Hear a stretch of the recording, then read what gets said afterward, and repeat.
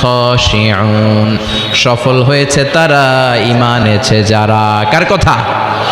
এই আয়াত থেকে বোঝা গেল সফলতার মানদণ্ড হচ্ছে ঈমান। যার ঈমান নাই তার জীবনে সফলতা নাই, ঠিক কিনা?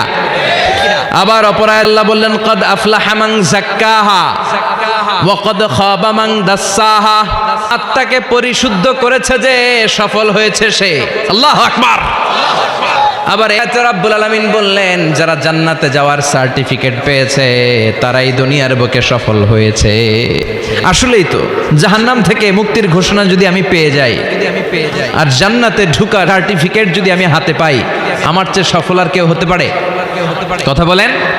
এজন্য রাব্বুল আলামিন বলেন ফামান যুহজিহা আনিন নারি ওয়া উদখিলাল জান্নাত ফাকাদ ফাজ ওয়া মাল হায়াতুদ দুনিয়া ইল্লা মাতাউল গুরুর।